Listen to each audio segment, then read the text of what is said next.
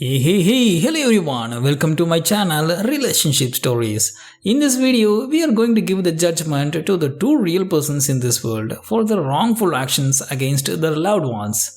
But before that, I will give you the short one-liner of the wrongful actions done against their loved ones. In that, the first person just told her entire family, including her kids, to vacate the house within 24 hours. And the second person is more than the first one, because she announced her mom's best friend as a gay in front of 100 members. So watch the video without skipping and tell your judgments in the comment section. In the first story, the OP is asking us, am I the devil for telling everyone to get out of my house? I have 3 children aged 14, 13 and 9, a husband, and my mother-in-law has recently moved in due to old age and not having a retirement fund. I got along really well in my mother-in-law prior to her moving in. Since she has moved in, not a single person in this house outside of me does any cleaning. My mother-in-law is always consuming everyone's attention. For instance, if my daughter is doing the dishes, my mother-in-law will call her from the other room to go paint nails. If my husband is doing something around the house, she will ask him to run to the store for or with her, and they end up gone for hours because they end up getting brunch and whatever. She does the same thing with my boys as well. If they are doing anything at all that doesn't involve my mother-in-law, she will automatically just ask them to play cards with her. I have approached the conversation one too many times about the fact that I am tired of this because I am not the only one who is doing any cleaning whatsoever where there are 6 people who live here. My mother-in-law's way of helping out was to start trying to take over cooking dinner, and she is an absolute atrocious cook and puts an overwhelming amount of hot sauce in everything, so that didn't help at all. I had to make second meal just so my kids would eat. I brought up the topic with my husband again on Friday because I was really past my limit. I told him that he and the kids need to stop doing everything mother-in-law wants and help with housework, because it's not fair that I'm cleaning up after 6 people. He said things would be different once everything was settled down. She only just moved in a couple of weeks ago and said he would be more diligent in helping and getting the kids to help too. However, Sundays rolls around and every single person here is watching me clean, and every single one of them walked right by me. Bonus points for the fact that they were putting dishes in the sink versus cleaning them. I just cleaned all of them, or walking through the pile of dirt, or walking on a freshly mopped floor. I lost my crap. They were all sitting in the living room watching a movie with my mother-in-law, and I told them all to leave immediately. Go find something to do outside of this house, so I'm not continuously cleaning up filth that they create. My husband immediately jumped up and started apologizing and trying to help me. The same with the kids. I told them it was too late for that and they need to leave. My husband and kids are actually fully understanding, have apologized to me since, and actually surprised me with flowers and a sparkling clean kitchen and bathroom this morning.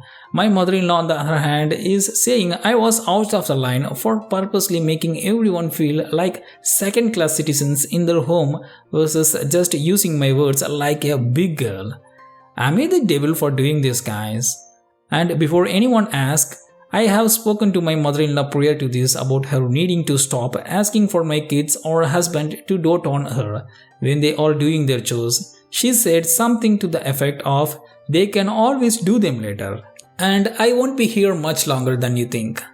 My opinion is, you are not the devil in this situation. You have been doing all the cleaning and housework while the other members of the household, including your mother-in-law, have been taking advantage of your kindness. You have tried to address the situation with your husband and mother-in-law, but it seems like they have not been taking your concerns seriously. Your outburst may have been a bit extreme, but it seems like it was a necessary wake-up call for your family. They need to realize how much work you have been doing and how important it is for everyone to pitch in. It's good to hear that your husband and children have apologized and are now helping out.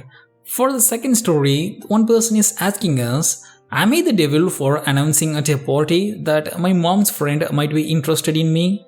I, female 24, have known my mom's friend Jane, female 60, and Joe, male 66, since I was a kid. Recently, they began to comment that I have never had a boyfriend. To start, Jane said a local shop is hiring and I should apply because it would be a great place to meet boys. I said thanks, but I'm not looking for a boyfriend. Joe then started saying how I should try to find someone soon before it's too late. I tried to joke it off, saying I don't need a man and a boyfriend sounded like work. After they left, I told my parents that I did not like those comments and they made me uncomfortable. My parents agreed it was strange but said I should not overthink it. They came over again and pushed the discussion of relationships and how I should find a boyfriend. I tried to make a joke, saying I was asked out but turned it down.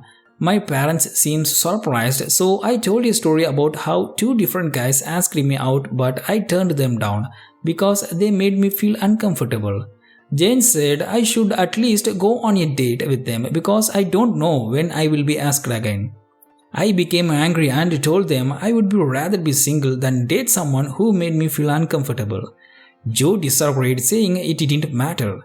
I should have taken the offers. I mentioned again to my parents how uncomfortable I was with these comments, but again, I was told to ignore them. I asked my parents to tell them to stop making comments about my relationships.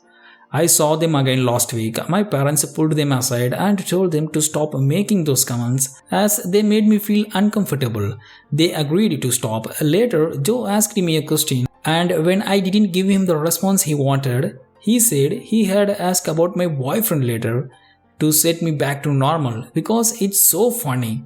After Joe told everyone not to ask about my boyfriend because they would not want me to go get upset again, when Jane and Joe were leaving, they made a comment about me being alone for the rest of my life. The final straw was tonight. My parents had a party and Jane and Joe come. My parents agreed to remind them of my boundary and that I could have leave if I needed. The jokes continued. Jane said how sad my life must be and how I will die alone.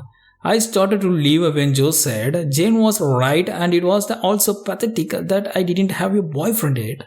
I was tired of them disrespecting my boundaries, so I turned to Jay and very loudly said, I think I finally understand why you and Jane keep bringing up my relationship status. It's because you were interested in me. That must be why you keep disrespecting my boundaries. Well, let me be clear. I am not interested in you and your wife. And frankly, it's creepy. You two have known me since I was a child and I left after that.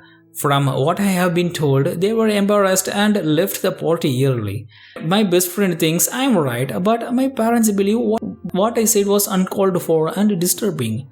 What they said makes me feel disrespected, but maybe I was too harsh, so am I the devil in this situation, guys? You have every right to set boundaries and expect them to be respected, especially when it comes to your personal life. It sounds like you tried to handle the situation calmly and respectfully, but Jane and Joe continued to push and make you feel uncomfortable.